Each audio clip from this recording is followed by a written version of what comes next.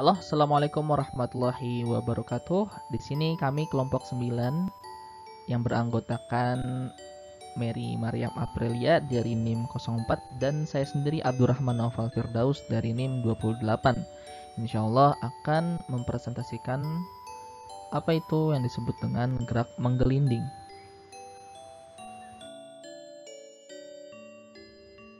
Gerak menggelinding. Pengertian dari gerak menggelinding adalah gabungan gerak translasi atau pergeseran dan gerak rotasi atau perputaran. Artinya, gerak menggelinding itu dapat terjadi bila benda tersebut mengalami gerak translasi dan gerak rotasi secara bersamaan. Terdapat dua jenis gerak menggelinding. Yang pertama yaitu gerak menggelinding secara sempurna. Artinya, gerak benda tersebut dapat terjadi apabila ada gaya gesek statis antara permukaan dan benda itu, yang menyebabkan gerak translasi dan gerak rotasinya berjalan secara seimbang. Yang artinya, jarak dari benda itu akan sama dengan keliling benda tersebut. Yang kedua adalah gerak menggelinding tapi slip. Nah, artinya gerakan ini terhambat karena tergelincir. Ini bisa terjadi pada dua kondisi. Kondisi yang pertama yaitu kondisi translasinya atau pergeserannya lebih besar daripada rotasinya atau perputarannya. Nah, sebaliknya juga, kondisi yang kedua yaitu rotasinya atau perputarannya lebih besar daripada translasinya atau pergeserannya. Nah, gerak menggelinding ini bisa terjadi pada kondisi horizontal dan juga kondisi pada bidang miring.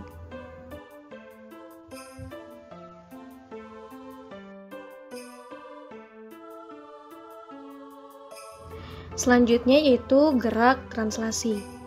Gerak translasi ini dapat didefinisikan sebagai gerak atau pergeseran suatu benda dengan bentuk dan lintasan yang sama di setiap titiknya. Jadi, sebuah benda dapat dikatakan melakukan gerak translasi atau pergeseran apabila setiap titik pada benda itu menempuh lintasan yang bentuk dan panjangnya sama.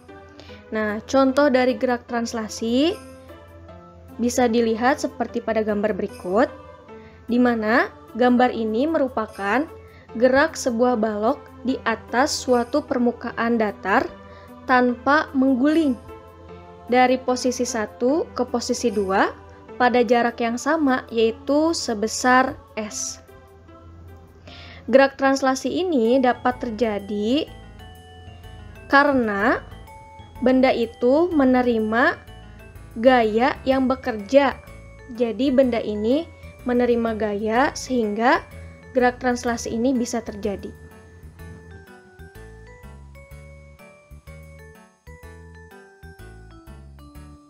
Selanjutnya yaitu gerak rotasi. Gerak rotasi ini dapat didefinisikan sebagai gerak suatu benda dengan bentuk dan lintasan lingkaran di setiap titiknya. Jadi, benda disebut melakukan gerak rotasi jika setiap titik pada benda itu, kecuali titik pada sumbu putar, menempuh lintasan berbentuk lingkaran. Sumbu putar adalah suatu garis lurus yang melalui pusat lingkaran dan tegak lurus pada bidang lingkaran. Nah, contoh gerak rotasinya bisa dilihat seperti gambar berikut, di mana gambar ini merupakan contoh gerak rotasi, yang mana setiap titik pada benda yang berotasi bergerak melingkar mengelilingi sumbu putarnya. Gerak rotasi ini dapat terjadi apabila benda tersebut mengalami momen gaya atau torsi yang bekerja pada benda itu.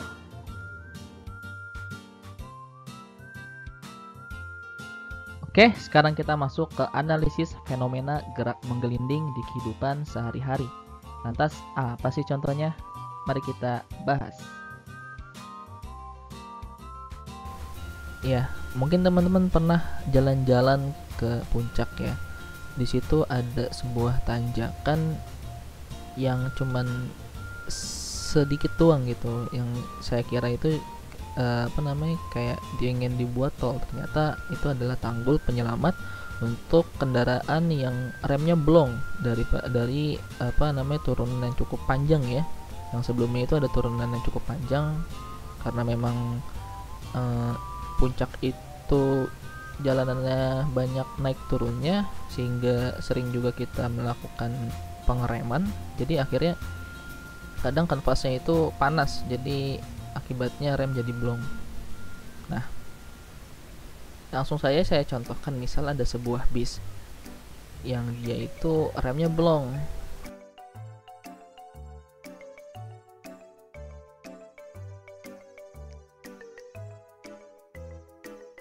Nah, di sini tanggulnya, misalnya tanggul penyelamatnya. Nah, si bis ini lagi ke bawah.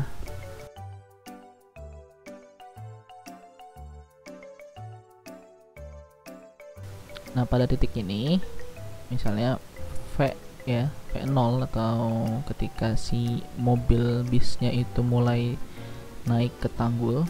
Nah, dan di sini adalah titik ketika mobil bisnya itu berhenti.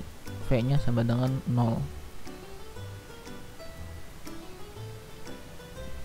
Kemudian ya, titik atau ketinggian H pada ketika si bis tersebut sudah berhenti. Dan nanti yang akan kita cari adalah V0, yaitu V ketika kecepatan bis ketika mulai menanjak atau mulai naik ke tanggul tersebut. Yang kita gunakan pada kasus kali ini adalah konsep kekalan energi mekanik. Di sini saya tulis sebagai keadaan pertama dan di sini adalah keadaan kedua.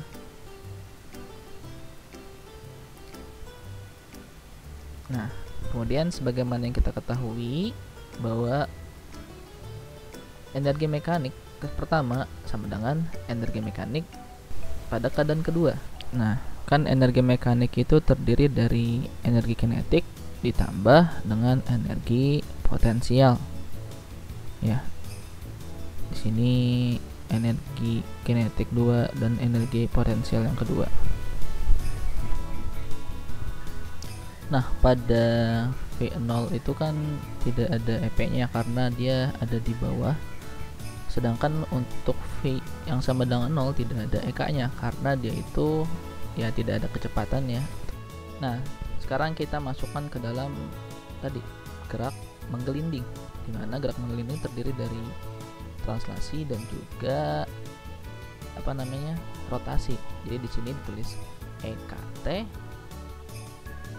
ditambah dengan energi kinetik pada gerak rotasi atau EKR sama dengan EP2. Kemudian kita jabarkan, dimana setengah mv kuadrat tambah setengah I omega kuadrat sama dengan mgh.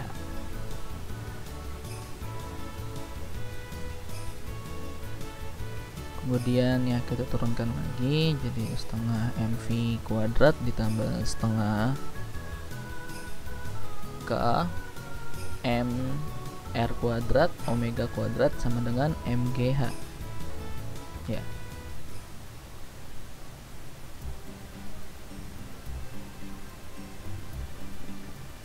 M-nya kita coret. Kemudian ya setengahnya itu kan bisa pindah ya ke sebelah jadi 2. Kemudian jadi tinggal V kuadrat. Jadi kalau R kali omega kan sama dengan V. Jadi sama dengan K V kuadrat tambah 2GH. Setelah itu langsung kita dapatkan V sama dengan 2GH per 1 ditambah K. dan di sini kita akarkan karena kuadratnya pindah. Oke, inilah persamaannya. Ya, persamaan dimana kita menentukan kecepatan awal dengan tinggi H. Kecepatan awal ketika si bis itu mulai naik ke tanggul penyelamatan, agar ketika sudah di titik H, para penumpang di dalam bis bisa selamat. Dan inilah salah satu analisis fenomena kesehari-hari gerak menggelinding. Oke, itu aja dulu. Terima kasih teman-teman.